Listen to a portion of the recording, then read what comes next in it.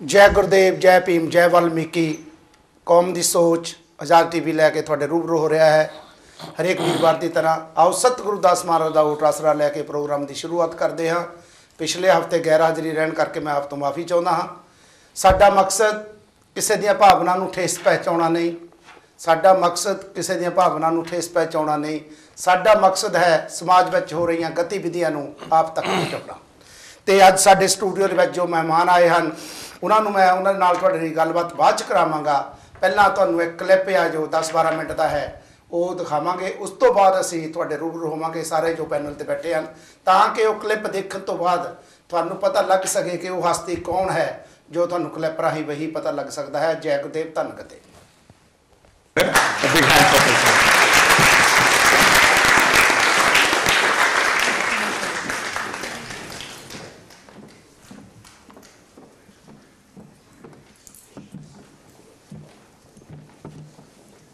नमस्कार।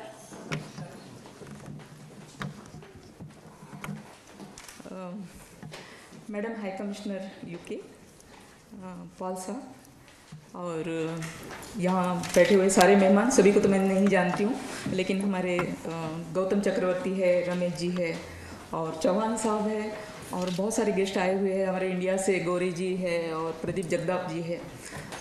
तो सभी को मेरा नमस्कार। वक्त बहुत कम है, कम वक्त में बहुत सारी बात करनी है, इसलिए बात पर आ जाते हैं। तो सबसे पहले मैं थैंक्स कहूँगी हमारी जो ऑर्गेनाइजेशन है यहाँ की, जिन्होंने मुझे यहाँ इनवाइट किया और मुझे यहाँ बोलने का मौका दिया, इसलिए तो सबसे पहले मैं उन्हें थैंक्स कहूँगी। और मैडम आपको भी थैंक्स कहूँगी कि आपने मुझे यहाँ सुनने के लिए कहा। तो मैं सबसे पहले बात करूँगी डॉक्टर बाबा साहब अम्बेडकर की, क्योंकि डॉक्टर बाबा साहब अम्बेडकर जिनकी विचारों की वजह से, जिस संविधान की वजह से आज हम यहाँ पे खड़े हैं, तो सिर्फ और सिर्फ बाबा साहब की वजह से। बाबा साहब अगर हिंदू कोड बिल ना लाते तो मुझे ये लगता है कि जहाँ मैं खड़ी हूँ, जहाँ आप बैठे हैं, जहाँ हमारी देश की प्राइम मिनिस्टर बन सकती है महिला, जहाँ राष्ट्रपति बन सकती है महिला, तो ये सिर्फ और सिर्फ डॉक्टर बाबा साहब अम्बेडकर की देन है, जिसकी वजह से हम महिलाओं को बहुत सारा। खैर, मैं बाबा साहब के विचारों से ही प्रेरित होके, क्योंकि मेरा अपना कोई वजूद ही नहीं था, मेरे पास कोई एजुकेशन नहीं था, बचपन में मेरी शादी कर दी गई, क्योंकि उस वक्त की जो समाज व्यवस्था है वो यही चाहती थी कि बच्चों की, लड़कियों की जो शादी है वो जल्द से जल्द हो जाए, क्योंकि लड़कियों को यही कहते थे कि करना क्या है चूल्हा चक्की के सिवा, इसलिए जितना जल्दी शादी हो जाए अच्छा है। मेरे मामा जी तो कहते थे कि लड़कियां यानी जहर की पुड़िया है, उनको घर में रखना ही क्यों। और मैं जब 5वीं में पढ़ रही थी तभी शादी के बस रिश्ते आने शुरू हो गए, और बाबा मेरे ना कहते थे, क्योंकि मेरे बाबा पुलिस हवलदार थे, तो वो जानते थे कि नहीं लड़कियों को पढ़ाना चाहिए, एटलीस्ट 10वीं तक ही पढ़ा ले, लेकिन मामा कहते थे नहीं। और 7वीं पढ़ने तक मामा ज़बरदस्ती एक रिश्ता ले ही आए और शादी करवा दी। अब उन्होंने ये नहीं देखा कि जो रिश्ता ले आया है वो लड़का करता क्या है, ससुराल वाले कौन से है, क्या है, कुछ नहीं, सिर्फ ये देखा कि वो लड़का जो है वो मुंबई का है, और गांव में मुंबई यानी बहुत बड़ी मतलब ये मानी जाती थी, और शादी करवा दी गई। बहुत रोई मैं, क्योंकि मैं पढ़ने में बहुत तेज तर्रार थी, मैं चाहती थी कि मैं पढ़कर आगे बढ़ूं, मगर नहीं हो सका। शादी हो गई। शादी के बाद हर लड़की चाहती कि कम से कम अच्छा ससुराल मिले, भले बच्ची थी लेकिन फिर भी सोच तो रही थी कि भाई पढ़ाई ना सही तो शादी तो ठीक हो, लेकिन बदनसीबी वहाँ शादी बिल्कुल भी ठीक नहीं थी। वहाँ तो बस जानवरों की तरह व्यवहार होता था। मेरे बाबा 6 महीने में ही आ गए। मेरी जो हालत देखे तो देख नहीं पाए कि ये उन्हीं की बेटी है, इतनी बुरी हालत मेरी कर चुके थे, रोज़ की गाली मार इस तरह से, और बाबा मेरे वापस लेकर गए। मेरे बाबा क्रांतिकारी विचारों के थे शायद। मेरे बाबा जब वापस लेकर गए उन्होंने कहा बेटा जो भी हो गया भूल जाओ, यूँ समझो कि ये एक बुरा सपना था, अब तो मैं फिर से दाखिला करूँगा, तुम पढ़ो। लेकिन इतना सरल नहीं था, क्योंकि लोग जो है, समाज जो है, ये कभी पसंद नहीं करेगा कि एक ससुराल छोड़कर आई हुई लड़की जिसको रिस्पेक्ट से देख भी सके हम, वो तो ये देखते थे कि ये लड़की कितनी बुरी है, अपना ससुराल छोड़कर आई है, मतलब उसको देखने का नज़रिया ही गलत हो गया। रिश्तेदार, अड़ोस पड़ोस के लोग, यहाँ तक कि स्कूल की मेरी जो सहेलियाँ इतनी अच्छी मेरे साथ थी, वो भी सारे कुछ कि ये गलत लड़की है, ससुराल छोड़कर आई है। तो ये सारा बर्दाश्त नहीं हुआ और मैंने सोचा कि चलो फिर तो मर ही जाना बेटर है, क्योंकि मैं तो बोझ बन गई अपने माँ बाप पे। मेरी अपनी ज़िंदगी तो खैर उजड़ ही गई, लेकिन मेरी अपनी ज़िंदगी बोझ बनी हुई माँ बाप पे, तो उससे अच्छा है कि मैं अपने आप को ख़त्म कर दूँ। और मैंने पॉइज़न पी लिया, पॉइज़न पी लिया, लेकिन उसके बाद मुझे बचाया गया बड़ी मुश्किल से, मैं बच गई। लेकिन फिर भी जो भी लोग मुझे देखने के लिए आ रहे थे तो ये कह रहे थे, ये लड़की तो क्या कर रही है। मान लिया अगर तुम मर गई होती तो लोगों ने क्या कहा होता, लोग तो यही कहते ना कि महादेव की बेटी ने ज़रूर ऐसा कुछ किया है जिसकी वजह से ये मर गई। मैंने सोचा कि अगर मर भी रही हूँ तब भी लोग ये कहेंगे कि कुछ किया होगा, ठीक है, तो फिर ठीक है, कुछ करके जी लेते हैं, क्यों नहीं। और फिर उस दिन से मैंने मरने की बात को भूल गई मैं, कि अभी नहीं सोचना है, नहीं तो पल पल सोचती मर जाऊँ। लेकिन उस दिन से मैंने सोचा कि अब मुझे कुछ करना है, कुछ करके गुजरना है। क्या करूँ, मेरे पास एजुकेशन नहीं है, कहाँ जाऊँ मैं, उम्र भी छोटी है। कोशिश की मैंने नौकरी करने की, गांव में कहाँ नौकरी मिलती है। पुलिस डिपार्टमेंट में गई, क्योंकि पुलिस की बेटी थी तो लेडीज़ पुलिस बनूंगी, नहीं हो सका। उम्र भी कम थी और एजुकेशन भी 7वीं पास ही तो थी उस वक्त। बाद में मैंने 10वीं तक पढ़ाई की, वो अलग चीज़ है, लेकिन उस वक्त तो उतनी ही पढ़ाई थी। नर्स बनने की कोशिश की, नर्स भी नहीं बनी। यहाँ तक कि मैंने ये सोच लिया देश के काम आऊँगे, आर्मी ज्वाइन कर लेती हूँ, लेकिन इतनी छोटी बच्चे को आर्मी में लेगा कौन, बस वो भी नहीं हुआ। फिर सोचा अब मैं आगे बढ़ना है, अब करूँ क्या। तो फिर मैंने सिलाई सीख ली और टाइम आए कि थैंक यू। और मैंने सिलाई सीख कर फिर मैंने सोचा, मेरी माँ को मैंने कहा मुझे मुंबई भेज दो, क्योंकि सिलाई सीख कर मैंने सोचा था 10 रुपये में एक ब्लाउज उस ज़माने में होता था, तो 2-3 ब्लाउज सिल लूँगी मैं दिन में। लेकिन ये था कि साल में 2 जोड़ी कपड़े पहनते थे उस ज़माने के लोग, क्योंकि गरीबी इतनी थी। 2 जोड़ी कपड़े अगर साल में पहनेंगे, फटेंगे तब भी सिल के पहनेंगे, तो मेरे पास 3 ब्लाउज रोज के कौन आएगा सिलने के लिए, तो वो भी प्लान फेल हो गया। फिर मैंने सोचा चलो मुंबई जाते हैं, कहीं ना कहीं मैं किसी कंपनी में काम कर लूँगी, क्योंकि मुझे अपने कदमों पे खड़ा रहना है, मुझे अपने बलबूते पे जीना है, अभी माँ बाप के भरोसे नहीं रहना है। और मैं मुंबई आ गई, काफ़ी डरी हुई थी। इतनी बड़ी मुंबई है, इतने बड़े रोड है, इतनी बड़ी सिटी है, एक छोटी सी बच्ची है, पता नहीं क्या उसका हो जाएगा। लेकिन उसके बावजूद भी मैंने हिम्मत नहीं हारी, मैंने सिलाई से शुरू किया। स्टार्टिंग में जब मैं काम के लिए गई तो मैं डरी हुई थी, तो मुझे मशीन चल ही नहीं रही थी, तो मुझे हेल्पर के लिए काम मिला, 60 रुपये महीना और 2 रुपये रोज। 1 महीने के बाद में मैं सिलाई मशीन पे बैठी, और कारीगर होने के नाते जब मैंने काम किया तो मुझे 125 रुपये मिले। तब मैंने पहली बार ज़िंदगी में देखा कि 100 रुपये किस तरह के होते हैं। तब तक तो देखने का कोई सवाल ही नहीं था। 2-2.5 साल इस तरह से बीत गए, और उसी बीच किसी कारणवश मेरे बाबा की नौकरी जाती रही, सस्पेंड हो गए नौकरी में। और फिर घर की बड़ी बेटी होने के नाते मेरे खांदों पे सारी जिम्मेदारी आ गई। मैंने कहा सब आ जाओ मुंबई में, हम लोग कहीं ना कहीं काम करेंगे, क्योंकि पुलिस क्वार्टर था वो भी छूट गया, गांव में बाबा के पास घर भी नहीं था, फिर कहाँ जाएंगे सारे। और फिर सब हम लोग मुंबई आ गए। वैसे ही जी रहे थे हम लोग कि ठीक है यही है, इससे ज़्यादा हमें कुछ भी नहीं मिलना है, क्योंकि हमारे पास कुछ है ही नहीं, मिलना क्या है हमें ज़्यादा। खुश थे, एक टाइम खाते थे, एक टाइम भूखे रहते थे, रात को धोए हुए कपड़े सवेरे पहन लेते थे, इस तरह से जी रहे थे। लेकिन मेरी बहन बहुत बीमार हो गई, और उसको दवा के लिए मेरे पास में पैसे नहीं है, तो मैं क्या करूं। और देखते ही देखते मेरी बहन मेरे आंखों के सामने मर गई। लेकिन मर रही थी तब तो उसके आंखों में था कि दीदी मुझे बचा ले, मैं मरना नहीं चाहती, क्योंकि मुझसे छोटी थी, 1 साल छोटी थी मुझसे, और वो बचना चाहती थी, लेकिन हम नहीं बचा पाए, सिर्फ और सिर्फ पैसा नहीं है।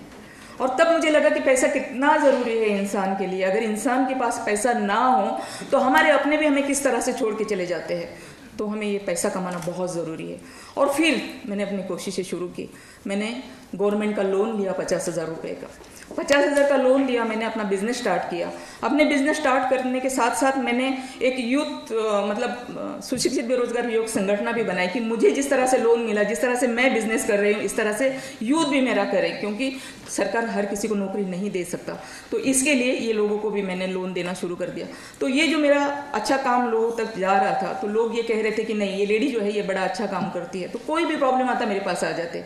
तो इसी तरह से एक प्लॉट मेरे पास आया, उस प्लॉट को डेवलप, तो बहुत सारे लिटिगेशन थे, लिटिगेशन मैंने दूर किए। लिटिगेशन वाला था इसलिए 2.5 लाख में मिला था, लेकिन जैसे ही लिटिगेशन दूर हो गया 50 लाख का बन गया। और जैसे 50 लाख का बन गया तो फिर मेरे पास में कोई बिल्डिंग बनाने के लिए तो है नहीं, तो मैंने किसी को पार्टनर ले लिया। तो 65% उसका, 35% मेरा, इस तरह मैं बिल्डिंग बनाने गई। लेकिन उस वक्त की जो सिचुएशन थी, क्योंकि ये 99 की बात है, तो एक पुरुष प्रधान देश में एक स्त्री, वो भी बुद्धिस्ट दलित, वो आगे आकर अगर बिल्डर बनती है तो वो तो फील्ड भी नहीं है ना औरतों की, वो उस वक्त सोचते थे लोग। तो इतना उन लोगों को बुरा लगा कि मेरी सुपारी तक के दी गई कि ये लेडी जो है बहुत आगे बढ़ रही है, इसको ख़त्म कर दिया जाए। और इस तरह से मेरी सुपारी दी गई। 5 लाख रुपए की सुपारी थी उस ज़माने में, मेरी दी 99 में। मैं पुलिस कमिश्नर के पास गई, क्योंकि ऐसे हालत में कोई भी डर के अपने गांव चला जाता है, लेकिन मैं डरी नहीं, क्योंकि बाबा साहब की बेटी हूँ ना, डर कैसे सकती हूँ। तो मैं पुलिस कमिश्नर के पास गई, उनको मैंने कहा कि इस तरह से मेरी सुपारी दी गई है साहब। बोले ऐसे कैसे, आपको कैसे पता चला? बोला साहब पता लगा ना, आपकी बात काम है, क्योंकि पुलिस डिपार्टमेंट आपके पास है, मेरे काम पे ये बात है, मैंने आपको बताना ज़रूरी समझा। पुलिस ने जब चेक किया तो पता चला कि वाकई में कुछ लोग थे जो मुझे मारना चाहते थे। पुलिस ने पकड़ा, जो भी करना था किया। बाद में मुझे पूछा कि एक काम करो, आप जब बिजनेस में आ ही गए हो तो हो सकता है कि आगे भी आपके साथ में ऐसा हो, आप अपने साथ में सिक्योरिटी लेकर घूमा करो। नहीं साहब, अगर आपको देना है तो मुझे रिवॉल्वर लाइसेंस दे दीजिए, जब तक उस रिवॉल्वर में 6 गोली है मुझे कोई माइका लाल मार नहीं सकता है। क्योंकि हमारे बाबा साहब ने कहा है कि 100 दिन भेड़ बकरियों की तरह जीने से अच्छा है कि एक दिन शेर की तरह जीना चाहिए। और फिर मौत को कौन डरता है, क्योंकि मैं तो मौत से मिलकर आई हुई थी, मुझे मौत से डर नहीं लगता है। लेकिन मैं अन्याय होने नहीं दूंगी, मैं अपना अच्छे से काम कर रही हूँ, मैं कर रही हूँ। तो मैडम इसी तरह से मेरी जर्नी शुरू हो गई। फिर मेरे पास में मैं शुगर फैक्ट्री की डायरेक्टर बन गई, मैं बिल्डर बन गई। और उसके बाद में, क्योंकि टाइम कम है, मेरी हिस्ट्री बहुत लंबी चौड़ी है, तो मैं थोड़े में ही बता दूंगी। तो मेरी कमानी ट्यूब्स की जो हिस्ट्री है वो वाकई में अपने आप में बहुत बड़ी बात है। एक ऐसी कंपनी, जिस कंपनी की हिस्ट्री ऐसी कि नेहरू गांधी का जिसको वारसा है, ऐसी कंपनी। नेहरू जी के मित्र और गांधी जी के शिष्य हुआ करते थे रामजी भाई कमानी, शायद साहब को बहुत अच्छे से उनके बारे में मालूम है। और वो जब कंपनी सिक यूनिट में चली गई तो 2 कंपनियां लिक्विडेशन में चली गई और एक कंपनी बचाने के लिए उसके वर्कर्स मेरे पास आए और उस कंपनी को बचाने की मैंने पूरी कोशिश की। आज मेरी जो कंपनी है, मैं कम वक्त में थोड़ा सा बता के ख़त्म कर रही हूँ। और कोर्ट ने हमें 2006 में कंपनी चलाने के लिए 2006 से 2011 तक हमें टाइम दिया था कि 2011 में आपको सिका से बाहर निकलना है। कंपनी के ऊपर 116 करोड़ का कर्जा, 140 लिटिगेशन के केसेस और 2 बड़ी यूनियन, जिसमें हमारी भारत में लाल बावटा वगैरह की यूनियन होती है इस तरह से। तो इतनी बड़ी लिटिगेशन वाली कंपनी को मैंने टेक ओवर किया, जबकि कोई भी अच्छे से अच्छा भी शख्स आ गया कि उसको करना नहीं चाहता था, क्योंकि लिटिगेशन इतने सारे थे। लेकिन उन सारे लिटिगेशन को 2006 से कोर्ट ने कहा था 2011 में बाहर निकलना है सिका से। और मैडम बताते हुए खुशी होती है कि मैं वाकई में 2011 में सिका से बाहर निकल गई। 116 करोड़ का कर्जा मैंने पूरा खत्म किया और 4.5 करोड़ रुपया एक्स्ट्रा मेरे बैलेंस शीट पे आ गया। इस तरह से काफ़ी स्ट्रगल करना पड़ा, काफ़ी मेहनत करनी पड़ी। कई बार यहाँ तक कि मतलब जो भी मुसीबतें आई उसका मैंने सामना किया और मैं आगे बढ़ती चली गई। मैं थोड़े मैं बता दूं, सिर्फ एक ही बात बताना चाहती हूँ कि जिस लड़की को कभी रहने के लिए घर नहीं था, वो बिल्डर बन के घर बेचती है। जिस लड़की के पास में 60 पैसे 60 पैसे वो नहीं हुआ करते थे, तो कुर्ला से लेके चेंबूर तक पैदल जाया करती थी, आज लग्जरी गाड़ियों में घूमती है। 50,000 के लोन के लिए 1.5 से 2 साल तक चप्पल घिस गए थे। मैं भारतीय महिला बैंक की डायरेक्टर बनी और 50,000 का लोन 50 करोड़ का लोन क्या हो मुथूट फाइनेंस को मेरे साइन से पास हो गया। तो इस तरह से ये जो सारे चेंजेस है, मुझे लगता है ये सिर्फ और सिर्फ डॉक्टर बाबा साहब आम्बेडकर की देन है। और इसी वजह से मैडम, जिस समाज में कभी खाना नसीब नहीं था, जिस समाज को कभी पहनने के लिए ढंग के कपड़े नहीं थे, जिस समाज के पास रहने के लिए घर नहीं थे, आज वो लड़की घर बेच रही है। उसी को उद्योग और ट्रेड में पद्मश्री मिली है। और आज 8 मार्च को नारी शक्ति भी मुझे मिल रही है। तो बस मैंने बहुत ज़्यादा वक्त ले लिया शायद आपका। Thank you very much.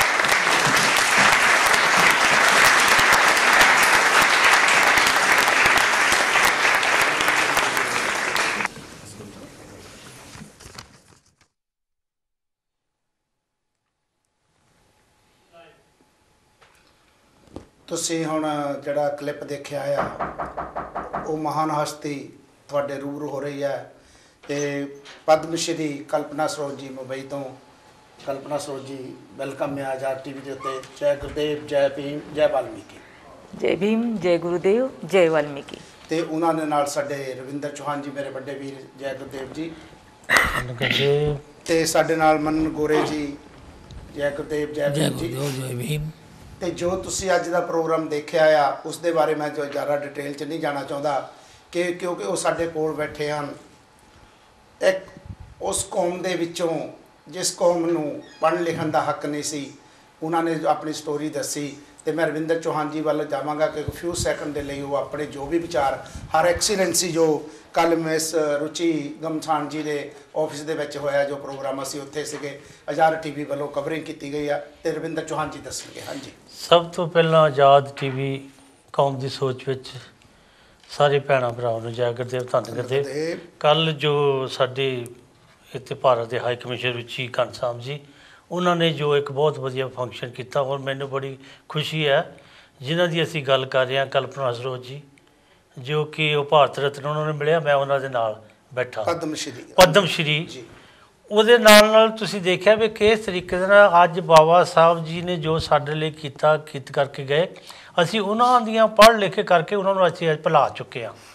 ਪਰ ਇਹਨਾਂ ਦੀ ਰਾਤੀ ਸਪੀਚ ਤੋਂ ਬਾਅਦ, ਮੈਂ ਪਹਿਲਾਂ ਇਹਨਾਂ ਨੂੰ 5-6 ਸਾਲ ਤੋਂ ਜਾਣਦਾ, ਪਰ ਰਾਤੀ ਮੇਰੀ ਰਿਸਪੈਕਟ ਹੋਰ ਵੱਧ ਗਈ ਇਹਨਾਂ ਪ੍ਰਤੀ ਵੀ ਇਹਨਾਂ ਨੇ ਕਿਸ ਤਰ੍ਹਾਂ ਸਟਰਗਲ ਕੀਤਾ। ਪਰ ਇਸ ਵੇਲੇ ਵੀ ਲਾਸਟ ਮੂਮੈਂਟ ਤੱਕ ਬਾਬਾ ਸਾਹਿਬ ਦੀ ਪੁੱਤਰੀ ਕਹਿ ਕੇ ਵੀ ਜੋ ਸਾਨੂੰ ਹੋਇਆ, ਜੋ ਸਾਨੂੰ ਮਿਲਿਆ, ਇੱਕ ਬਾਬਾ ਸਾਹਿਬ ਦੀ ਹੋਂਦ ਕਰਕੇ ਮਿਲਿਆ।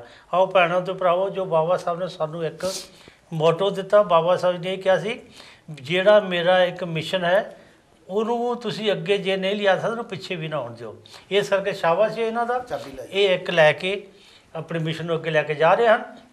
ਅਤੇ ਜੋ ਰਾਤੀ ਹਾਈ ਕਮਿਸ਼ਨ ਜੀ ਨੇ ਅਤੇ ਜੋ ਉਹਨਾਂ ਦੇ ਹੋਰ ਸਾਥੀ ਸਨ, ਜਿਸ ਤਰੀਕੇ ਨਾਲ ਸਾਡੀ ਕਮੇਟੀ ਨੂੰ ਔਰਗਨਾਈਜ਼ ਕੀਤਾ, ਜਿਸ ਤਰੀਕੇ ਨਾਲ ਉਹਨਾਂ ਨੇ ਮੈਸੇਜ ਦਿੱਤਾ, ਦੇ ਰਹੇ ਹਨ। ਆਓ ਅਸੀਂ ਰਲ ਮਿਲ ਕੇ ਕਿਸ ਤਰੀਕੇ ਨਾਲ ਆਪਣੇ ਕੰਟਰੀ ਨੂੰ ਅੱਗੇ ਲੈ ਕੇ ਜਾਣਾ। Thank you. ਧੰਨਵਾਦ ਆਪਣੇ ਚੌਹਾਨ ਜੀ ਤੁਹਾਡਾ। ਅਤੇ ਅਸੀਂ ਹੁਣ ਕਲਪਨਾ ਸਰੋਜ ਜੀ ਵੱਲ ਜਾਂਦੇ ਹਾਂ। ਅਤੇ ਕਲਪਨਾ ਸਰੋਜ ਜੀ, ਥੋੜ੍ਹੇ ਜਿਹੇ 1-2 ਸਵਾਲ ਵੀ ਹਨ ਤੁਹਾਡੇ ਤੱਕ ਜੀ, ਕਿ ਜੋ ਪੋਜੀਸ਼ਨ ਅੱਜ ਤੁਸੀਂ ਗ੍ਰਹਿਣ ਕੀਤੀ ਆ जी, किस दी बदौलत है? ये सिर्फ और सिर्फ डॉक्टर बाबा साहब आम्बेडकर की वजह से, क्योंकि डॉक्टर बाबा साहब आम्बेडकर के विचार, उनका संविधान अगर हमने पढ़ा ना होता, उन्होंने जो संघर्ष किया, उनका जो त्याग है, वो जब हमने देखा ना होता तो शायद हम भी इतना संघर्ष ना कर पाते। क्योंकि हमारे रास्ते में तो हर जगह पे कांटे बिछे हुए थे, तो उस रास्ते पे चलना इतना मुश्किल, नामुमकिन सा था। लेकिन उसके बावजूद भी हम इसलिए चल पाए कि जब भी तकलीफ़ होती थी तो हमें याद आ जाती थी कि हमारे बाबा साहब ने कितनी तकलीफ़ सही, तो ये तकलीफ़ तो कुछ भी नहीं। और उस ज़माने में बाबा साहब अकेले थे, उनको तो कोई सपोर्ट भी नहीं था। लेकिन आज बाबा साहब ने हमें दिखाए हुए रास्ते, हमारे लिए बनाए हुए रास्ते, तो क्या हम उस पर चल नहीं सकते? तो हम चल सकते हैं, हम भी अपने रास्ते बना सकते हैं। और यही वजह रही कि मैं डॉक्टर बाबा साहब आम्बेडकर को अपना प्रेरणा मानती हूँ। ਤੇ ਨਾਲ ਦੀ ਨਾਲ ਆਪ ਜੀ ਨੂੰ ਜਾਪਾਨ ਨੇ ਬੁੱਧ ਦੀ ਬੇਟੀ ਖਿਤਾਬ ਦਿੱਤਾ जी, ਉਹ ਕਿਸ ਸਾਲ ਦੇ ਵਿੱਚ ਦਿੱਤਾ? एक्चुअली मेरे ख्याल से 13, 14, 15 मैं कंटिन्यू जाती रही, थाईलैंड, जापान, यहाँ। तो थाईलैंड में मुझे बुद्ध की बेटी महाउपासिका, जापान ने भी मुझे महाउपासिका कहा, बुद्ध की बेटी कहा। यहीं तक नहीं तो थाईलैंड में मुझे 2 बुद्ध के नाम पर अवार्ड्स मिले। जिस अवार्ड में, जिस तरह से यहाँ हमारे यहाँ पद्मश्री होता है, वैसा ही बुद्धा कुणुपाकन, मतलब बुद्ध के नाम पे है वो मुझे वहाँ पार्लियामेंट में दिया गया। और एक दूसरा है वर्ल्ड लीडर्स बुद्धा, तो वो एक अवार्ड्स मुझे थाईलैंड में दिया गया। जी, तो चौहान जी तुसी कोई सवाल करना चाਹੁੰਦੇ हैं? जो ਆਪਾਂ ਕੱਲ ਹਾਈ ਕਮਿਸ਼ਨਰ ਦੇ ਦਫ਼ਤਰ ਦੇ ਵਿੱਚ ਇਹਨਾਂ ਦੀ ਸਪੀਚ ਸੁਣੀ, ਸਾਰੇ ਲੋਕਾਂ ਨੇ ਸੁਣੀ ਆ, ਜੋ ਵੀ ਆਪਣੇ ਵਿਊਅਰ ਆ ਉਹ ਸਾਨੂੰ ਕਾਲ ਕਰਕੇ ਵੀ ਸਾਡੇ ਕਲਪਨਾ ਸਰੋਜ ਜੀ ਦੇ ਨਾਲ ਗੱਲਬਾਤ ਕਰ ਸਕਦੇ ਹਨ, ਹੌਸਲਾ ਅਫਜ਼ਾਈ ਕਰ ਸਕਦੇ ਹਨ। ਤੇ ਤੁਸੀਂ ਕੀ ਕਹਿਣਾ ਚਾਹੁੰਦੇ ਹੋ? ਦੇਖੋ ਜੀ, ਰਾਤੀ ਉੱਥੇ ਸਾਰੇ ਕਿ ਬੁੱਧਾ ਦੇ ਪੈਰੋਕਾਰ ਨਹੀਂ ਸਨ, ਸਾਰੇ ਹੀ ਡਿਫਰੈਂਟ ਸੀਗੇ, ਸਾਰੇ ਡਿਫਰੈਂਟ ਕਮਿਊਨਿਟੀ ਤੋਂ ਸਾਰੇ ਸਨ। ਪਰ ਜਦੋਂ ਇਹਨਾਂ ਦੇ ਸਪੀਚ ਸੁਣਨ ਤੋਂ ਬਾਅਦ ਜੋ ਕਲੈਪਿੰਗ ਹੋਈ, ਮੇਰਾ ਖਿਆਲ ਜਿਹੜੇ ਹਾਈ ਕਮਿਸ਼ਨ ਦੇ ਆਪਣੇ ਵੀ ਨੁਮਾਇੰਦੇ ਸਨ, ਮੈਂ ਉਹਨਾਂ ਦੇ ਪਿੱਛੇ ਬੈਠਾ ਹੀ ਬਿਲਕੁਲ, ਉਹਨਾਂ ਦੇ ਚਿਹਰੇ 'ਤੇ ਜੋ ਇੰਪਰੈਸ਼ਨ ਸੀ ਜਾਂ ਬਾਕੀ ਲੋਕਾਂ ਦੀ ਜੋ ਕਲੈਪਿੰਗ ਸੀ, ਉਹਨਾਂ ਦੇ ਵਿੱਚ ਇੱਕ ਵਧੀਆ ਸੋਚ ਬਣੀ ਜੀ ਵੀ ਹਾਂ ਵੀ ਇਸ ਤਰ੍ਹਾਂ ਹੋ ਸਕਦਾ ਆ ਵੀ ਕਿਸ ਤਰੀਕੇ ਦੇ ਨਾਲ ਉਸ ਵੇਲੇ ਜਦੋਂ ਕਿ ਕਿਉਂਕਿ ਉਹਨੇ ਬਚਪਨ ਤੋਂ ਕਿਸ ਤਰੀਕੇ ਨਾਲ ਸਟਰਗਲ ਕੀਤੀ ਅੱਜ ਬਚਪਨ ਸਟੇਕ ਸਟਰਗਲ ਕਰਦੇ ਕਰਦੇ ਉਸ ਗੱਲ ਲਈ ਇਹ ਬਿਲਕੁਲ ਆਪਣੇ ਆਪ ਨੂੰ ਵਿਡਰੋ ਕਰ ਵੀ ਸਕਦੇ ਹਨ ਇੱਕ ਗਿਵ ਅਪ ਵੀ ਕਰ ਸਕਦੇ ਹਨ ਪਰ ਇਹਨਾਂ ਨੇ ਗਿਵ ਅਪ ਨਹੀਂ ਕੀਤਾ ਇਸ ਕਰਕੇ ਸਾਡੇ ਭਰਾਵਾਂ ਨੂੰ ਇੱਕ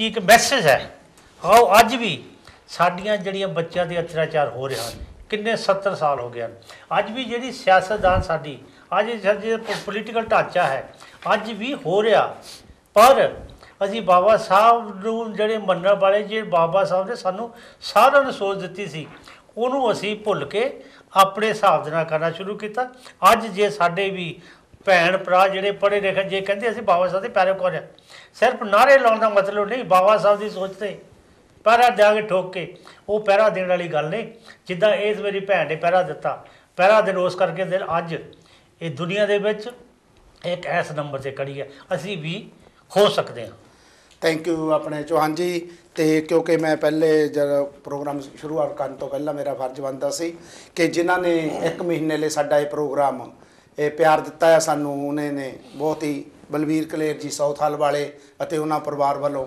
1 ਮਹੀਨੇ ਦਾ ਜੋ ਪਿਛਲੇ ਹਫਤੇ ਤੋਂ ਸਟਾਰਟ ਹੈ 1 ਮਹੀਨੇ ਦਾ ਉਹਨੇ ਸਾਨੂੰ ਜਿਹੜਾ ਸਪੋਰਟ ਕੀਤੀ ਹੈ ਇਸ ਟੀਵੀ ਦੇ ਉੱਤੇ ਤੇ ਅਗਲੇ 1 ਮਹੀਨੇ ਦਾ ਸਾਡੇ ਕੋਲ ਰਾਮ ਪ੍ਰਕਾਸ਼ ਸੋਹਤਾ ਜੀ ਜੋ ਵੋਲੰਟੀਅਰ ਵਾਲੇ ਆ ਉਹਨਾਂ ਨੇ 1 ਮਹੀਨੇ ਦਾ ਸਾਨੂੰ ਪਿਆਰ ਭੇਜਿਆ ਆ ਤੇ ਅਸੀਂ ਉਹਨਾਂ ਦਾ ਵੀ ਧੰਨਵਾਦ ਕਰਦੇ ਕਿਉਂਕਿ ਇਹ ਪਰਿਵਾਰ ਜਿੰਨਾ ਚਿਰ ਇਹ ਤੁਸੀਂ ਹੌਸਲਾ ਅਫਜ਼ਾਈ ਕਰਦੇ ਇਸ ਦੇ ਨਾਲ ਜਿਹੜੀ ਸਾਡੀ ਤਾਕਤ ਆ ਹੋਰ ਵੱਧਦੀ ਹੈ ਅਸੀਂ ਕਲਪਨਾ ਸਰੋਜੀ ਵਾਰ ਫਿਰ ਚੱਲਾਂਗੇ ਕਿ ਮੈਂ ਉਹਨਾਂ ਦੇ ਬਾਰੇ ਇੱਕ ਜ਼ਰੂਰ 2 ਲਾਈਨਾਂ ਕਹਿਣੀਆਂ ਚਾਹੁੰਦਾ ਹਾਂ ਰਾਈਆ ਤੂੰ ਰੁਕਣਾ ਨਿੱਤ ਦੇ ਮੁਸਾਫਰ ਨਿਰਾਸ਼ਾ ਦੇ ਕਰੀਬ ਢੁਕਦੇ ਨਹੀਂ ਹੁੰਦੇ ਇਹ ਸੂਰਜ ਚੰਦਾ ਹਵਾ ਤੇ ਸਿਤਾਰੇ ਸਦਾ ਚੱਲਦੇ ਰਹਿੰਦੇ ਰੁਕਦੇ ਨਹੀਂ ਹੁੰਦੇ ਪਹਾੜਾਂ ਦੀ ਛਾਤੀ ਛਾਨਣੀ ਕਰਕੇ ਜੋ ਸੋਮੇ ਨਿਕਲਦੇ ਹੁੰਦੇ ਉਹ ਸੁੱਕਦੇ ਨਹੀਂ ਹੁੰਦੇ ਜਿਨ੍ਹਾਂ ਨੇ ਹਥੇਲੀ ਤੇ ਰੱਖੀ ਹੁੰਦੀ ਹੈ ਉਹ ਦੁਨੀਆ ਝੁਕਾਉਂਦੇ ਆ ਝੁਕਦੇ ਨਹੀਂ ਹੁੰਦੇ ਵੈਰੀ ਗੁੱਡ ਤੇ ਤੁਸੀਂ ਕੀ ਕਹਿਣਾ ਚਾਹੁੰਦੇ ਹੋ माफ कीजिएगा वो थोड़ा पंजाबी में है ना तो मैं हाँ, समझ चल ना पाई कोई बात नहीं, ठीक से समझ गए चलो आपके बारे में बोला है हमने हाँ। जो भी काम जो जो आपने करता है किया जो ना, आपकी हिम्मत है हौसला है जी जी इसलिए जी, जो जी, कैरी वो फॉरवर्ड कभी जो काम करेंगे कोई रोक नहीं सकता वो नहीं पूरा होएगा जी बिल्कुल बिल्कुल जी। हिम्मत की ही बात है हाँ। और हिम्मत और नीडर बनने की बात जो है वो हमें बाबा साहब से मिलती है जी क्योंकि बाबा साहब ने ये बताया है कि 100 साल भेड़ बकरियों की तरह जीने से अच्छा है कि एक साल एक बार एक बार ही जी लो एक बार ही जी लो बस और हमने भी वही सोच लिया कि क्यों हम भेड़ बकरियों की तरह जिए लेकिन जिए तो ऐसे आज जिए का साडा नारी समाज ये क्यों नहीं सोच रहा जहाँ की मर्द प्रधान है जी, इस करके जी, नहीं हो रहा मैं तो ये कहना चाहूँगी एक्चुअली अगर हम पीछे मुड़कर देखते हैं हमारे बाबा साहब ने जब हिंदू कोड बिल लाया उससे पहले अगर हम देखते जी। हैं तो जाति चाहे जो भी रही हो हमारे माना कि हमारी जाति में बहुत ज़्यादा तकलीफ थी लेकिन हम ऊंची जाति की बात भी अगर महिलाओं की तो क्या था बचपन में शादी कर दी जाती थी तब ज़माने में शादी बचपन में हो जाती थी अगर मान लो खुदा न खास्ता वो लड़का मर गया तो उस लड़की को सती होना पड़ता था सत्य तो बाद में लेकिन वो छोटी बच्ची है उसको बस एक बंद कमरे में रख दिया उसके बाल उतार दिए उसको रूखा सूखा खाना दे दिया उसको जमीन पे सुला दिया इस तरह उस बच्चे के साथ होता था दूसरी बड़ी अगर लड़की है उसका हस्बैंड चला गया उसको सती मतलब जिंदा जला दिया जाता था तो ये सारी व्यवस्था थी उस वक्त की लेकिन मेरे बाबा साहब आए और उन्होंने हमारी नारी शक्ति के लिए महिलाओं के लिए हिंदू कोड बिल लाया उनके अधिकारों के लिए उन्होंने लड़ाई की और आज हर महिला इस कदर मतलब अपने आप को आज़ादी महसूस कर रही है ਤੇ ਕਲਪਨਾ अपने ਜੀ ਮੈਂ हक के लिए लड़ ਤੁਹਾਨੂੰ रही ਇੱਥੇ है ਰੋਕਣਾ ਚਾਹੁੰਦਾ ਕਿਉਂਕਿ ਸਾਡਾ ਬ੍ਰੇਕ ਦੇ Time. ਜਾਣ ਦਾ ਟਾਈਮ ਹੋ ਗਿਆ ਹੈ ਤੇ ਸਾਡਾ ਟੈਲੀਫੋਨ 020363000610 ਤੁਸੀਂ ਕਾਲ ਕਰ ਸਕਦੇ ਹੋ ਕਲਪਨਾ ਜੀ ਸੇ ਗੱਲਬਾਤ ਕਰ ਸਕਦੇ ਹੋ ਆਓ ਬ੍ਰੇਕ ਤੋਂ ਬਾਅਦ ਤੁਹਾਡੇ ਰੂਬਰੂ ਹੁੰਦੇ ਹਾਂ ਜੈ ਗੁਰਦੇਵ ਜੈ ਭੀਮ ਜੈ ਭਾਰਤ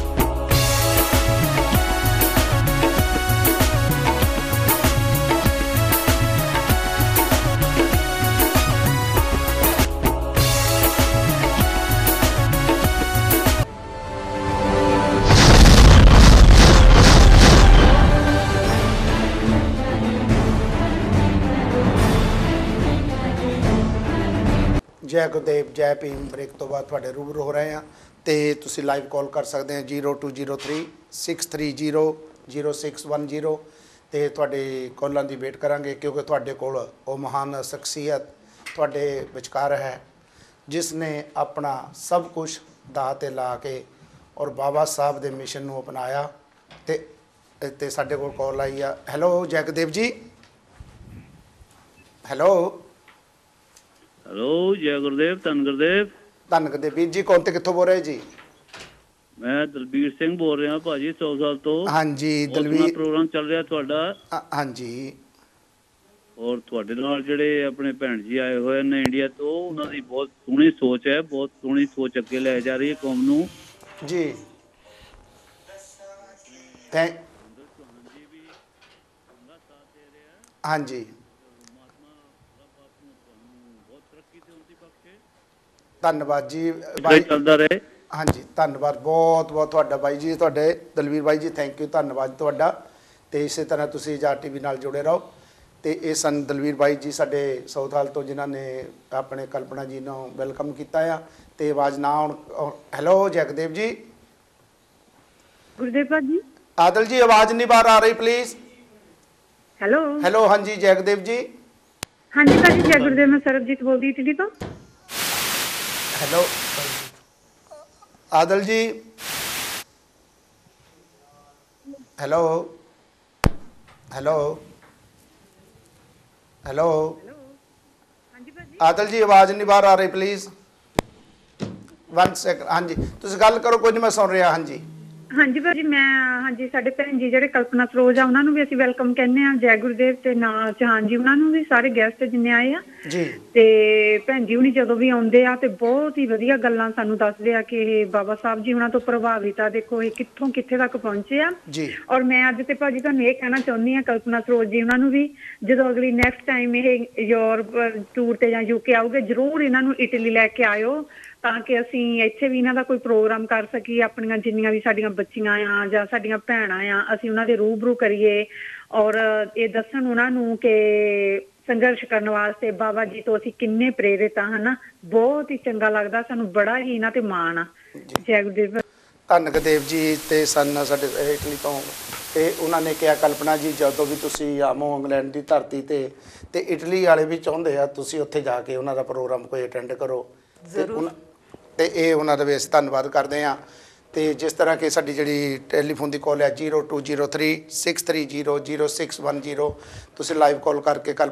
ਹੈਲੋ ਜੈਗਦੇਵ ਜੀ। ਹੈਲੋ ਜੈਗਦੇਵ ਜੀ। ਜੀ ਹਾਂਜੀ ਭੈਣ ਜੀ ਕੌਣ ਤੇ ਕਿੱਥੋਂ ਬੋਲ ਰਹੇ ਜੀ? ਮੈਂ ਸਤਿਆਰਤ ਬੋਲਦੀ ਹਾਂ। ਹਾਂਜੀ ਭੈਣ ਜੀ ਸਤਿਆਰਤ ਜੀ ਕੀ ਕਹਿਣਾ ਚਾਹੁੰਦੇ ਹੋ? ਹਾਂਜੀ ਪਹਿਲਾਂ ਗੁਰੂ ਰਵਿਦਾਸ ਦੇ ਜਨਮ ਦਿਨ ਦੀਆਂ ਤੁਹਾਨੂੰ ਬਹੁਤ ਬਹੁਤ ਵਧਾਈਆਂ। ਤੁਹਾਨੂੰ ਵੀ ਜੀ ਬਹੁਤ ਬਹੁਤ ਜੀ। ਤੇ ਆਪਣਾ ਪ੍ਰੋਗਰਾਮ ਬਹੁਤ ਸੋਹਣਾ ਜੋ ਆ ਭੈਣ ਜੀ ਆਏ ਆ ਕਲਪਨਾ ਜੀ ਇਹਨਾਂ ਨੇ ਜੋ ਇਹਨਾਂ ਦੀ ਸੋਚ ਹੈ ਇਹਨਾਂ ਦੀ ਸੋਚ ਵਾਲਾ ਦੇਖ ਕੇ ਸਾਡਾ ਵੀ ਹੌਸਲਾ ਬਹੁਤ ਵਧਿਆ ਜੀ। ਕਿਉਂ ਬਾਬਾ ਸਾਹਿਬ ਦੀ ਸੋਚ ਤੇ ਚੱਲਣ ਵਾਲੇ ਜਿਹੜੇ ਆ ਉਹ ਕਦੀ ਡਰਦੇ ਨਹੀਂ ਜੀ। ਹਿੰਦੂ ਕੋਡ ਬਿੱਲ ਬਣਾ ਕੇ ਭੀਮਨ ਪਾਸ ਕਰਾਏ, ਮਰਦ ਬਰਾਬਰ ਔਰਤ ਹੋਵੇ, ਕਈ ਕਾਨੂੰਨ ਬਣਾਏ। ਉਹਨਾਂ ਨੇ ਸਾਡੇ ਲਈ ਕਈ ਕਾਨੂੰਨ ਬਣਾਏ। ਨਾ ਸਾਨੂੰ ਕੋਈ ਹੱਕ ਸੀਗਾ ਕੋਈ ਘਰ ਨਾ ਲਵਾਉਣ ਦਾ, ਨਾ ਸਾਨੂੰ ਹੱਕ ਸੀਗਾ ਕੋਈ ਬੈਂਕ ਬਣਾਉਣ ਦਾ। ਅੱਜ ਬਾਬਾ ਸਾਹਿਬ ਦੀ ਦੇਣ ਆ ਅਸੀਂ ਬੈਂਕਾਂ ਵੀ ਬਣਾਈਆਂ, ਅਸੀਂ ਵੀ ਘਰ ਵੀ ਲਏ, ਅਸੀਂ ਕੰਮ ਵੀ ਕੀਤੇ ਬੜੇ, ਆਪਣੇ ਤੰਗੀਆਂ ਵੀ ਬਹੁਤ ਅਸੀਂ ਝੱਲੀਆਂ। ਬਾਬਾ ਸਾਹਿਬ ਦੀ ਜੋ ਸੋਚ ਸੀ ਉਹ ਸਾਨੂੰ ਅੱਗੇ ਲਿਆਈ ਆ, ਨਹੀਂ ਤਾਂ ਸਾਨੂੰ ਕੋਈ ਹੱਕ ਨਹੀਂ ਸੀਗਾ। ਤੇ ਮੈਂ ਇਹਦਾ ਬਹੁਤ ਭੈਣ ਦਾ ਥੈਂਕ ਯੂ ਕਰਦੀ ਆ ਜੋ ਇਸ ਸੋਚ ਤੇ ਚੱਲਦੇ ਆ। ਹੋਰ ਵੀ ਸਾਰਿਆਂ ਨੂੰ ਹੌਸਲਾ ਮਿਲਦਾ ਆ। ਦੂਜੀ ਗੱਲ ਇਹ ਆ ਹੁਣ ਦੇਖੋ ਵੋਟਾਂ ਦਾ ਟਾਈਮ ਆ ਤੇ ਸਭ ਨੂੰ ਵੋਟ ਸੋਚ ਕੇ ਪਾਉਣੀ ਚਾਹੀਦੀ ਆ ਤੇ ਆਪਾਂ ਵੀ ਆਪਣਾ ਕੋਈ ਨਿਸ਼ਾਨ ਬਣਾਈਏ। ਧੰਨਵਾਦ ਭੈਣ ਜੀ। ਆਪਣੀ ਸਰਕਾਰ ਆਵੇ ਉਹ ਸਾਨੂੰ ਦੇਖੂਗੀ ਜਿੱਦਾਂ ਬਾਬਾ ਸਾਹਿਬ ਨੇ ਕਿਹਾ ਸੀ ਵੋਟ ਤੇ। ਜੀ ਧੰਨਵਾਦ ਭੈਣ ਜੀ ਕਿਉਂਕਿ ਲਾਈਨ ਸਾਡੀ ਅੱਜ ਫੁੱਲ ਹੈ ਤੇ ਕਿ ਅਸੀਂ ਥੋੜਾ ਟਾਈਮ ਹੋਣ ਕਰਕੇ ਤੇ ਸਤਿਆਰਤੂ ਜੀ ਤੁਹਾਡਾ ਬਹੁਤ ਬਹੁਤ ਧੰਨਵਾਦ। ਤੁਸੀਂ ਜੋ ਵੀ ਗੱਲ ਕੀਤੀ ਆ ਉਸ ਆਪਣੇ ਭੈਣ ਜੀ ਇਹ ਕਲਪਨਾ ਸਰੋਜ ਜੀ ਨੇ ਸੁਣੀ ਆ ਤੇ ਉਹ ਵੀ ਤੁਹਾਨੂੰ ਧੰਨਵਾਦ ਕਰਨਗੇ ਬਾਅਦ ਚ। ਤੇ ਇਸ ਤਰ੍ਹਾਂ ਜਿਸ ਤਰ੍ਹਾਂ ਕਿ ਬਾਬਾ ਸਾਹਿਬ ਦਾ ਜਿਹੜਾ ਮਿਸ਼ਨ ਹੈ ਇੱਕ ਵਿਸ਼ਾਲ ਮਿਸ਼ਨ ਆ ਉਹ ਮੇਰੇ ਲਈ ਤੁਹਾਡੇ ਲਈ ਨਹੀਂ ਇਕੱਲਿਆਂ ਲਈ ਭਾਰਤ ਦੇਸ਼ ਲਈ ਹੈ, ਸਾਰਿਆਂ ਲਈ ਹੈਗਾ। ਇਸ ਦੇ ਵਿੱਚ ਅਸੀਂ ਇੱਕ ਮੈਸੇਜ ਨਾਲ ਦੀ ਨਾਲ ਇਹ ਮੰਨਨ ਜੀ ਗੋਰੇ ਜੀ ਦਾ ਲੈਂਦੇ ਹਾਂ। ਮੰਨਨ ਜੀ ਤੁਸੀਂ ਕੀ ਕਹਿਣਾ ਚਾਹੁੰਦੇ ਜੋ ਕਲਪਨਾ ਜੀ ਦਾ ਅੱਜ ਪ੍ਰੋਗਰਾਮ ਸੁਣਿਆ? ਹਾਂਜੀ। मैं सबसे पहले एक चीज़ कहना चाहूँगा एक लाइन में जी कि डेमोक्रेसी की सबसे ऊंची जो आवाज़ होती है वो मीडिया होती है जी। और वर्ल्ड वाइड अगर हम देखते हैं तो इसमें हम बहुत पीछे हैं। मैं सबसे पहले सारे समाज की तरफ से जी रमेश किरल जी को, रविंद्र चौहान जी को दिली मुबारकबाद देता हूँ और उनको सैल्यूट करता हूँ कि उन्होंने मीडिया के माध्यम से हमारी जुल्म के खिलाफ और हमारे इंसाफ के लिए आवाज़ उठाने का काम सक्सेसफुली किया है। उनको मैं धन्यवाद देता हूँ। धन्यवाद जी। हाँ और जी। दूसरा जो आपने अभी सवाल किया है कि कल्पना जी के बारे में जो प्रोग्राम हुआ, तो कहते हैं कल्पना जी के जीवन के बारे में तो आपने प्रोग्राम भी सुना, उनसे खुद भी सुनेंगे आप, लेकिन कहते हैं कि कल्पना, हिम्मत का नाम है कल्पना सरोज, जी एक जुनून का नाम है कल्पना सरोज। एक हिम्मत, एक जुनून, शेर का कलेजा, जिस औरत के पास शेर का कलेजा और हिमालय की हिम्मत है उसका नाम है कल्पना सरोज। और ये कल्पना सरोज की जो कहानी नहीं, हकीकत, जिसने 2 रुपये दिन से ज़िंदगी को शुरू किया और आज 2000 करोड़ का एम्पायर खड़ा किया और विश्व के सामने हमारा पिछड़ा हुआ समाज, जिसको पिछड़ा हुआ समाज कहते हैं, उसमें एक मिसाल पैदा की कि हम पिछड़े हुए नहीं, क्योंकि हमारे बाबा साहब हमेशा कहते थे कि हम मांगने वाली जमात नहीं, देने वाली जमात बननी चाहिए। और कल्पना सरोज ने साबित कर दिया कि हाँ बाबा साहब, हम मांगने वाली जमात नहीं, देने वाली जमात बन चुके हैं। और रतन टाटा जी ने पुणे के फंक्शन में कहा कि कौन कहता है कि आपका समाज पिछड़ा हुआ है। अगर कमानी ट्यूब लिमिटेड, एक विश्व की विख्यात कंपनी, मुंबई की नामचीन कंपनी, कमानी की ओनर अगर एक भीम की बेटी, हमारे समाज की बेटी है, तो इससे रतन टाटा कहते हैं कि साबित हो गया कि अब ये समाज मांगने वाला नहीं, देने वाला बन चुका है। धन्यवाद जी ਤੁਹਾਡਾ ਮਨਨ ਗੋਰੇ ਜੀ, ਬਹੁਤ ਬਹੁਤ ਧੰਨਵਾਦ। ਤੇ ਜਿਸ ਤਰ੍ਹਾਂ ਉਹਨਾਂ ਨੇ ਆਪਣੇ ਜਜ਼ਬਾਤ ਦੱਸੇ ਹਨ, ਇਸ ਤਰ੍ਹਾਂ ਹੀ ਸਾਡੇ ਜਿਹੜੇ ਕਾਲਰ ਆ ਉਹਨਾਂ ਦੇ ਜਜ਼ਬਾਤ ਹਨ, ਲੇਕਿਨ ਥੋੜੀ ਜਿਹੀ ਟੈਕਨੀਕਲ ਪ੍ਰੋਬਲਮ ਹੋਣ ਕਰਕੇ ਜਿਹੜੀ ਕਾਲ ਸਾਡੀ ਪ੍ਰੋਬਲਮ ਪੈ ਗਈ ਆ। ਤੇ ਕੋਈ ਗੱਲ ਨਹੀਂ, ਸਾਡੀ ਲਾਈਵ ਕਾਲ ਖੁੱਲੀ ਆ ਫਿਰ ਵੀ 0203 6300610। ਤੇ ਕਲਪਨਾ ਜੀ, ਜਿਸ ਤਰ੍ਹਾਂ ਕਿ ਅੱਜ 2 ਭੈਣਾਂ ਨੇ ਸਾਨੂੰ ਫੋਨ ਕੀਤਾ जी ਤੇ ਕਾਲਾਂ ਤਾਂ ਬਹੁਤ ਆਉਣੀਆਂ ਸੀ, ਚਲੋ ਕੋਈ ਪ੍ਰੋਬਲਮ ਹੋਣ ਕਰਕੇ ਹੋ ਜਾਂਦਾ ਕਈ ਵਾਰੀ। ਤੇ ਤੁਸੀਂ, ਮੈਂ ਸੁਣਿਆ ਕਿ ਤੁਹਾਨੂੰ ਇੱਕ ਜਿਹੜਾ ਅਵਾਰਡ ਆ ਜਿਹੜਾ ਭਾਰਤ ਦੇਸ਼ ਦੀ ਧਰਤੀ ਤੋਂ जी ਮਾਰਚ ਦੀ 8 ਤਰੀਕ ਨੂੰ ਇੱਕ ਮਿਲ ਰਿਹਾ, ਜੋ ਇੱਕ ਨਾਰੀ ਜਿਹੜੀ ਆ, ਸ਼ਕਤੀ ਨਾਰੀ ਦਾ ਅਵਾਰਡ, ਤੁਸੀਂ ਉਸ ਦੇ ਬਾਰੇ ਜਰਾ ਵਿਸਤਾਰ ਦੱਸੋ ਜਿੰਨਾ ਚਿਰ ਸਾਡੀ ਕਾਲ ਆ ਰਹੀ ਹੈ। जी एक्चुअली मैं अपने आप को भाग्यवान कहूँगी कि जिस समाज को जी कभी खाना नसीब ना होता था, जी ना रहने के लिए घर था, जी। यूं ही झोपड़ियों में रहा करते थे, है ना, जी और ना ही ढंग का कपड़ा पहनने के लिए मिलता था, आज उसी समाज की बेटी को उद्योग और ट्रेड में उसको पद्मश्री मिल चुका है। जी। उसके बाद इतने सारे, सॉरी कॉल आई है। ओके, हेलो जगदेव जी। हेलो रमेश जी नमस्ते। नमस्ते जी साहब जी, कौन थे, कितों बोल रहे जी? मैं अश्विनी कुमार रिचमंड तो बोल रहा जी। हाँ जी अश्विनी कुमार जी, की कहना चाहते हो? मैं कल्पना जी ਨੂੰ ਦੋਨੋਂ ਹੱਥਾਂ ਨਾਲ ਸਲੂਟ ਕਰ ਰਿਹਾ, ਨੰਬਰ 1 जी। हाँ जी हाँ जी, सुन रहे तुम टेलीविजन ना भाजी, सुनो गल करो। हेलो हाँ जी रमेश जी, मेरे वीर जी, बहुत खुशी हुई है कल्पना जी दी गल्लां सुन के। टेलीविजन मेरे वीर जी पहले बंद करो, ਤੁਹਾਡੀ ਆਵਾਜ਼ ਜਿਹੜੀ ਆ ਫਿਰ ਦੁਬਾਰਾ ਲੰਬਾ ਟਾਈਮ ਲੈ ਰਹੀ ਆ, ਤੇ ਟੈਲੀਵਿਜ਼ਨ ਬੰਦ ਕਰੋ ਪਲੀਜ਼। ਉਹ ਤੁਹਾਡੇ ਪਾਸੇ ਪ੍ਰੋਗਰਾਮ ਹੈ, ਇੱਧਰ ਟੈਲੀ ਨਹੀਂ ਚੱਲ ਰਿਹਾ। ਅੱਛਾ ਚਲੋ, ਹਾਂਜੀ ਗੱਲ ਕਰੋ। ਹਾਂਜੀ ਗੱਲ ਇਸ ਤਰ੍ਹਾਂ ਜੀ, ਮੈਂ ਕਲਪਨਾ ਜੀ ਦੀ ਸਪੀਚ ਸੁਣੀ ਹੈ ਇੰਡੀਅਨ ਹਾਈ ਕਮਿਸ਼ਨ ਦੀ, ਮੈਨੂੰ ਤਬੀਅਤ ਖੁਸ਼ ਹੋ ਗਈ ਹੈ। ਮੈਂ ਉਹਨਾਂ ਨੂੰ ਸਲੂਟ ਕਰ ਰਿਹਾ ਦੋਨੋਂ ਹੱਥਾਂ ਦੇ ਨਾਲ। ਵੈਰੀ ਗੁੱਡ, ਧੰਨਵਾਦ जी। और एक शेर ਮੈਨੂੰ याद आ रहा है, उन्होंने जो डुबो देते हैं जहाजों को उसे तूफान कहते हैं, ओए होए, जो तूफानों से टकराते हैं उसे कल्पना सरोज कहते हैं। वाह वाह वाह वाह, thank you very much. Thank you ਜੀ। ਇਹ ਸਨ ਅਸ਼ਵਨੀ ਕੁਮਾਰ ਜੀ ਰਿਚਮੰਡ ਤੋਂ, ਜਿਨ੍ਹਾਂ ਨੇ ਕਲਪਨਾ ਜੀ ਨੂੰ ਦੋਨੇ ਹੱਥ ਜੋੜ ਕੇ ਸਲੂਟ ਕੀਤਾ ਆ, ਤੇ ਉਹਨੇ ਕਿਹਾ ਵੀ ਜੋ ਸਪੀਚ ਸੁਣੀ ਆ, ਇੱਕ ਵਾਕਿਆ ਹੀ ਇਹ ਦਿਲ ਨੂੰ ਟੁੰਬਣ ਵਾਲੀ ਸਪੀਚ ਹੈ। ਤੇ ਇਸੇ ਤਰ੍ਹਾਂ ਅਸੀਂ, ਹਾਂਜੀ ਕਲਪਨਾ ਜੀ। जी तो इस तरह से मुझे 2013 में वो मिला था, लेकिन उससे पहले कई अवार्ड्स मुझे मिले हैं। राजीव गांधी अवार्ड्स मिला है, सावित्रीबाई फुले अवार्ड्स मिला है, झलकारी देवी अवार्ड्स मिला है, लक्ष्मीबाई अवार्ड्स मिला है। सारे आपने लिए? इतने कि मेरे घर में रखने के लिए जगह नहीं है। पूरी दुनिया से मुझे ढेर सारे अवार्ड, एक महीने में 5-5, 4-4 अवार्ड्स मुझे मिलते हैं। अभी पिछले महीने में जनवरी में पूरे 5 अवार्ड्स मिले मुझे 2000 मतलब 12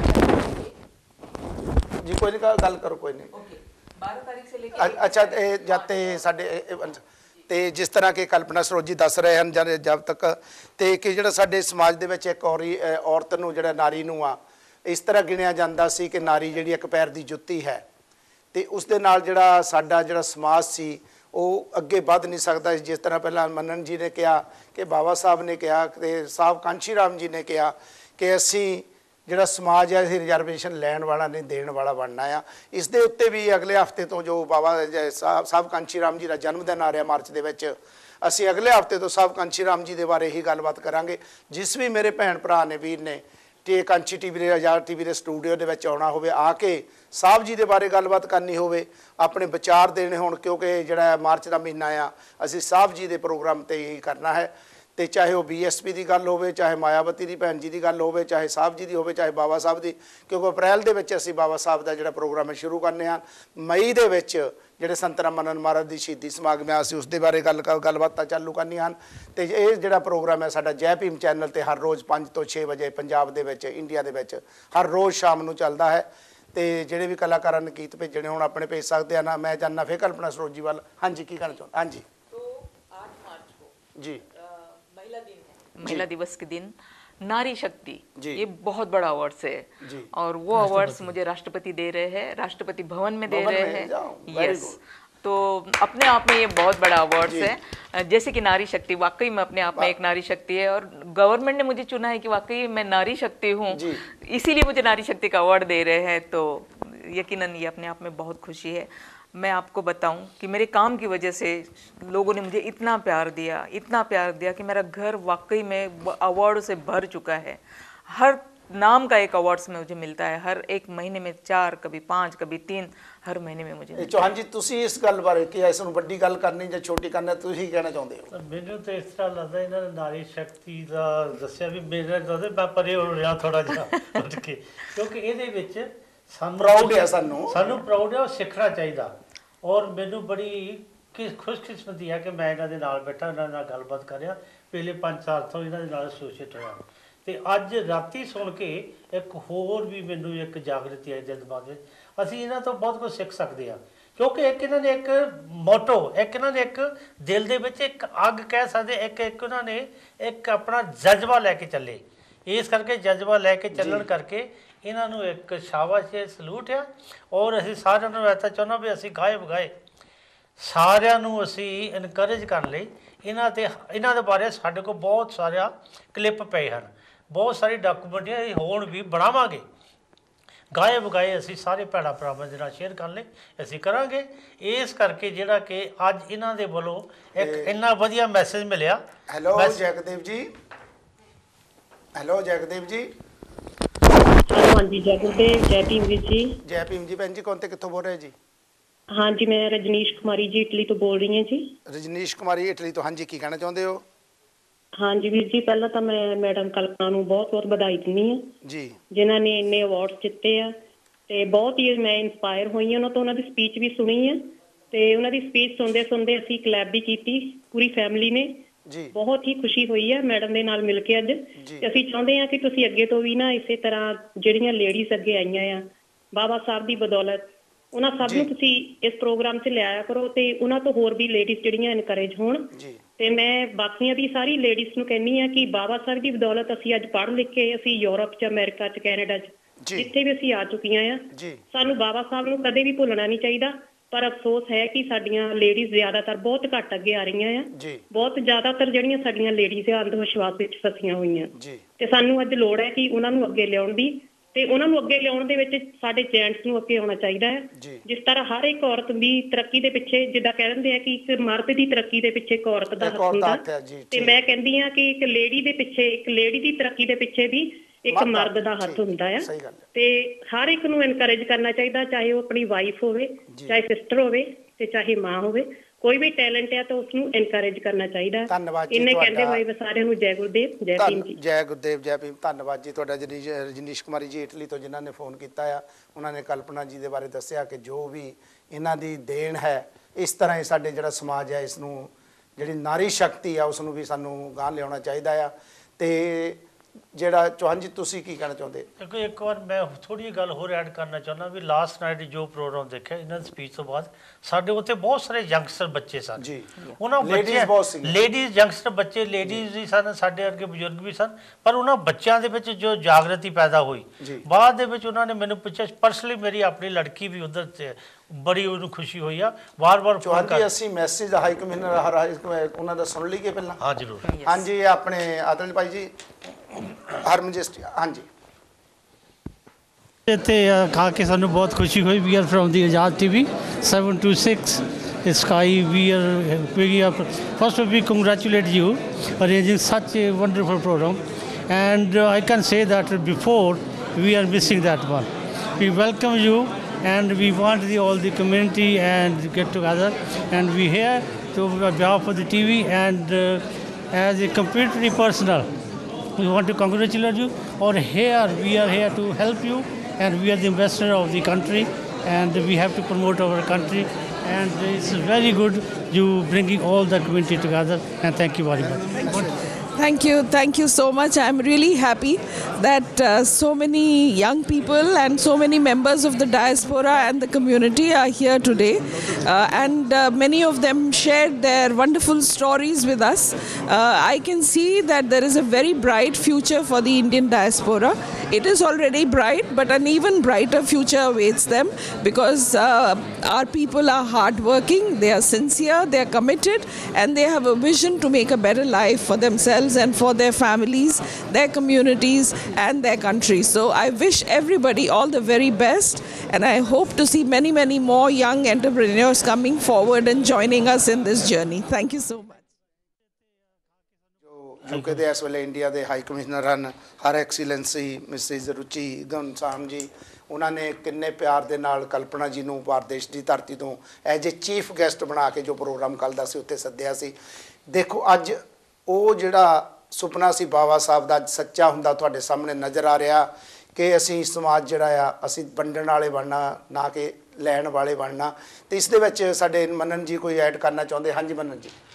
मैं आपने जो अभी नारी शक्ति के बारे में कहा उसमें शॉर्टकट में एक ही सेंटेंस में कहना चाहता हूँ कि कल्पना सरोज जी को 130 करोड़ लोगों में से 10 लोगों को चुना गया भारत सरकार के माध्यम से जी, और उसमें जो सबसे पहली महिला चुनी गई वो है कल्पना सरोज, जो भीम की बेटी है, जो सावित्री की बेटी है, जो रमाई की बेटी है। मैं ये कहना चाहता हूँ, यहाँ सबमिशन करना चाहता हूँ बहुत मन से दिल से कि कल्पना जी का नारी शक्ति है जो पुरस्कार है, जो सम्मान है, ये कल्पना जी के माध्यम से सारे बहुजन समाज की महिलाओं का है, आप सबका है।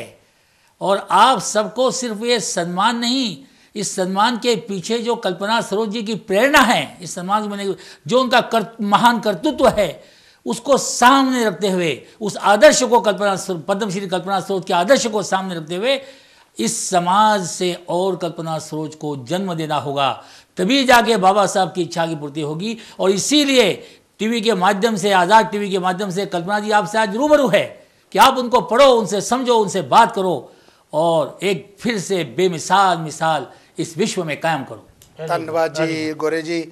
ਤੇ ਜਿਸ ਤਰ੍ਹਾਂ ਮੈਂ ਦੱਸਿਆ ਕਿ ਜਿਹੜਾ ਅੱਜ ਦਾ ਪ੍ਰੋਗਰਾਮ ਆ 1 ਮਹੀਨੇ ਲਈ ਬਲਵੀਰ ਕਲੇਰ ਸਾਊਥਵਾਲ ਵਾਲੇ ਪਰਿਵਾਰ ਵੱਲੋਂ ਅੱਜ ਉਹਨਾਂ ਨੇ ਸਾਨੂੰ ਇਹ ਸਹਾਇਤਾ ਭੇਜੀ ਹੈ, ਮਦਦ ਕੀਤੀ ਹੈ, ਸਪੋਰਟ ਕੀਤਾ ਆ, ਅਸੀਂ ਉਸ ਪਰਿਵਾਰ ਦਾ ਬਹੁਤ ਬਹੁਤ ਧੰਨਵਾਦ ਕਰਦੇ ਹਾਂ।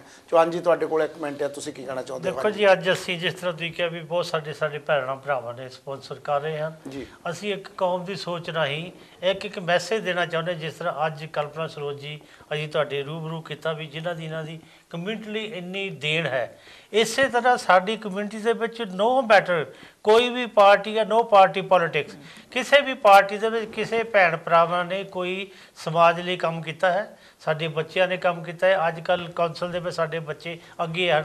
ਕੋਈ ਵੀ ਸੱਜਣ ਸਾਨੂੰ ਅਪਰੋਚ ਕਰੇ, ਕਲੇਰ ਸਾਹਿਬ ਨੂੰ, ਮੈਨੂੰ ਕਰੇ, ਅਸੀਂ ਉਹਨਾਂ ਸਾਰਿਆਂ ਨੂੰ ਪ੍ਰਮੋਟ ਕਰਨਾ ਚਾਹੁੰਦੇ ਹਾਂ, ਬੱਚਿਆਂ ਨੂੰ ਅੱਗੇ ਲਿਆਉਣਾ ਚਾਹੁੰਦੇ ਹਾਂ ਵੀ ਕਿਸ ਤਰੀਕੇ ਨੂੰ ਅੱਜ ਦੀ ਪੋਲੀਟਿਕਸ ਵਿੱਚ ਸਾਨੂੰ ਹਿੱਸਾ ਪਾਉਣਾ ਚਾਹੀਦਾ ਹੈ। ਸਾਡੇ ਬੱਚਿਆਂ ਨੂੰ ਮੈਂ ਇੱਕ ਬੇਨਤੀ ਕਰ ਰਿਹਾ ਵੀ ਕਿਸੇ ਵੀ ਪਾਰਟੀ ਹੈ ਉਹਦਾ ਤੁਸੀਂ ਹਿੱਸਾ ਬਣੋ ਤਾਂ ਕਿ ਇਸ ਕੰਟਰੀ ਵਿੱਚ ਰਹਿੰਦੇ ਹੋ ਅਸੀਂ ਇਹ ਪਾਰਟ ਐਂਡ ਪਾਰਸਲ ਇਸ ਕੰਟਰੀ ਦਾ ਬਣੇ। ਉਹਦੇ ਨਾਲ ਨਾਲ ਸਾਡੀ ਜਿਹੜੀ ਮਾਤਰ ਭੂਮੀ ਸਾਡਾ ਆਪਣਾ ਦੇਸ਼ ਆ ਉਹਦੇ ਵਿੱਚ ਸਾਡੀ ਪੈਟਰੋਲਿਜ਼ਮ ਉਹ ਨਾ ਭੁੱਲੀਏ। ਸਾਡਾ ਇੱਕ ਅਸੀਂ ਆਪਣੇ ਕੰਟਰੀ ਨਾਲ ਜੁੜੇ ਹੋਏ ਹਾਂ। ਕੰਟਰੀ ਦੀ ਯੂਨਿਟੀ ਲਈ ਕੰਟਰੀ ਵਿੱਚ ਜੋ ਰਿਹਾ ਹੈ, ਜੋ ਵੀ ਵਧੀਕੀਆਂ ਹੋ ਰਹੀਆਂ, ਅਸੀਂ ਪ੍ਰਮਾਤਮਾ ਅੱਗੇ ਇੱਕ ਪ੍ਰੇ ਕਰਦੇ ਹਾਂ ਵੀ ਸਾਡੇ ਕੰਟਰੀ ਦੀ ਯੂਨਿਟੀ ਬਣੀ ਰਹੇ, ਪੀਸ ਬਹਾਲ ਰਹੇ, ਤਾਂ ਕਿ ਅਸੀਂ ਮਿਲ ਮਿਲਾ ਕੇ ਸਾਰੇ ਵਰਲਡ ਦੇ ਵਿੱਚ ਜੋ ਭਾਰਤ ਵਿੱਚ ਇੱਕ ਮੈਸੇਜ ਹੈ, ਜੋ ਸਾਡੇ ਮਹਾਂਪੁਰਸ਼ਾਂ ਨੇ ਮੈਸੇਜ ਦਿੱਤਾ, ਉਹ ਮੈਸੇਜ ਨੂੰ ਅੱਗੇ ਲੈ ਕੇ ਚੱਲੀਏ। ਬੱਚਿਆਂ ਨੂੰ ਮੈਂ ਜ਼ਰੂਰ ਇਨਕਰੇਜ ਕਰੂੰਗਾ। ਧੰਨਵਾਦ ਜੀ ਚੌਹਾਨ ਜੀ। ਕਲਪਨਾ ਜੀ, ਤੁਹਾਡੇ ਕੋਲ 2 ਮਿੰਟ ਹੈਗੇ ਆ, ਤੁਸੀਂ ਹੋਰ ਜੋ ਵੀ ਆਪਣੇ ਵਿਊਅਰ ਆ, ਜਿੰਨੀਆਂ ਵੀ ਦੁਨੀਆ ਦੀ ਕੰਟਰੀ 'ਚ ਦੇਖ ਰਹੇ ਆ ਇਸ ਵੇਲੇ ਟੀਵੀ ਹੈ ਜਿਹੜਾ ਵਿਨਸ ਟੀਵੀ ਜਾ ਰਿਹਾ ਆ, ਤੁਸੀਂ ਕੀ ਮੈਸੇਜ ਦੇਣਾ ਚਾਹੁੰਦੇ ਆ ਆਪਣੇ ਸਮਾਜ ਨੂੰ, ਆਪਣੀਆਂ ਬੇਟੀਆਂ ਨੂੰ, ਆਪਣੀਆਂ ਭੈਣਾਂ ਨੂੰ, ਆਪਣੀਆਂ ਮਾਵਾਂ ਨੂੰ, ਕਿ ਤੁਹਾਡੇ ਵੱਲ ਦੇਖ ਕੇ इस चीज़ दे पैरा दे सकते, किस तरह फॉलो कर सकते? जी मैं ये कहना चाहूँगी कि मेरे वक्त काम करने के लिए मुझे बहुत सारी मुश्किलों का सामना करना था, लेकिन आप बहुत आसानी से बहुत कुछ कर सकते हो। तो ज़रूरत है आगे आने की, अपने आत्मविश्वास को बढ़ाने की, और किसी भी चीज़ को डरने की ज़रूरत नहीं है, क्योंकि बहुत जगह हमारे समाज में ऐसे होता है ना कि क्या करें, हम भी आगे जा सकते थे लेकिन हमारी जाति जो ऐसी है हमें कोई आगे बढ़ने नहीं देगा। नहीं नहीं, ऐसे नहीं। डॉक्टर बाबा साहब आम्बेडकर को याद करो, उनके विचारों को देखो। डॉक्टर बाबा साहब आम्बेडकर ने दिखाए हुए रास्ते पे चलो, डरने की कोई बात ही नहीं। डर दिमाग से निकाल दो, आगे बढ़ो। तुम्हारे लिए करने के लिए बहुत कुछ है, अगर तुम चाहो तो क्या नहीं कर सकते हो, बहुत कुछ कर सकते हो। आज तुम्हारे हाथ में एक स्मार्टफोन है, इस स्मार्टफोन को अगर ले लो, गूगल को पूछो कि तुम्हें करना क्या है, तो ढेर सारी मालूमात आपको मिल जाएगी। मेरे ज़माने में कोई नहीं था बताने के लिए, लेकिन उसके बावजूद भी मैंने अपना रास्ता ढूंढा। तो क्या आप नहीं ढूंढ सकते? यकीनन ढूंढ सकते हैं। ज़रूरत है रास्ता ढूंढने की, उस रास्ते पे चलने की। तो हिम्मत को जगाओ, आत्मविश्वास को बढ़ाओ, और बहुत मेहनत से अपने काम को 100% आप दोगे तो यकीनन मंजिल को पाओगे। और मैं आज़ाद टीवी को, आज हमारे रमेश केलेर जी, चौहान जी, इन्होंने समाज की सोच इसको लेकर जो आए हैं ये, तो इनको मैं बहुत बहुत धन्यवाद दूंगी कि ये समाज की सोच को इस तरह से आप लोगों के सामने ला रहे हैं। समाज का हर तरह का दुख दर्द, हर चीज़ सुख, सारा कुछ आपके सामने ला रहे हैं। तो मैं सबसे पहले इनको धन्यवाद दूँ। धन्यवाद जी ਤੁਹਾਡਾ। हाँ जी चौहान जी। देखो जी, मैं कल्पना सरोज जी ਨੂੰ ਮੈਂ ਇੱਕ ਵਧਾਈ ਵੀ ਦਿੰਦਾ, ਉਹਦੇ ਨਾਲ ਇੱਕ ਜੋ ਇਹਨਾਂ ਨੇ ਆਪਣੇ ਬੜੇ ਵੱਡੇ ਬਿਜ਼ੀ ਸ਼ਡਿਊਲ ਵਿੱਚੋਂ ਟਾਈਮ ਕੱਢ ਕੇ ਸਾਨੂੰ ਦਿੱਤਾ। ਥੈਂਕ ਯੂ ਚੌਹਾਨ ਜੀ ਤੁਹਾਡਾ। ਤੇ ਜਿਹੜੇ ਸਪਾਂਸਰ ਸਾਨੂੰ ਜਿਹੜਾ ਸੇਵਾ ਕਰ ਰਹੇ, ਧੰਨਵਾਦ ਚੌਹਾਨ ਜੀ ਤੁਹਾਡਾ, ਬਹੁਤ ਬਹੁਤ ਧੰਨਵਾਦ। ਸੌਰੀ ਕਿ ਟਾਈਮ ਦੀ ਕਮੀ ਹੋਣ ਕਰਕੇ ਇਸ ਕਰਕੇ ਮੈਨੂੰ ਰੁਕਣਾ ਪੈ ਰਿਹਾ। ਜਿਨ੍ਹਾਂ ਦੀਆਂ ਅਸੀਂ ਕਾਲਾਂ ਨਹੀਂ ਲੈ ਸਕੇ, ਕੋਈ ਟੈਕਨੀਕਲ ਪ੍ਰੋਬਲਮ ਹੋਣ ਕਰਕੇ, ਅਸੀਂ ਉਹਨਾਂ ਤੋਂ ਮਾਫੀ ਚਾਹੁੰਦੇ ਹਾਂ। ਜਿਨ੍ਹਾਂ ਦੀਆਂ ਕਾਲਾਂ ਕੀਤੀਆਂ ਉਹ ਆਪ ਜ਼ਿੰਮੇਵਾਰ ਹਨ, ਜੋ ਵੀ ਉਹਨਾਂ ਨੇ ਗੱਲਬਾਤ ਕੀਤੀ। ਤੇ ਇਸੇ ਤਰ੍ਹਾਂ ਅਗਲੇ ਹਫਤੇ ਅਸੀਂ ਨਵੇਂ ਗੈਸਟ ਲੈ ਕੇ ਆਵਾਂਗੇ, ਨਵੇਂ ਮਹਿਮਾਨ ਲੈ ਕੇ ਆਵਾਂਗੇ। ਅਗਲੇ ਹਫਤੇ ਤੱਕ ਸਾਨੂੰ ਇਜਾਜ਼ਤ ਦਿਓ। जय गुरुदेव, जय भीम, जय वाल्मीकि।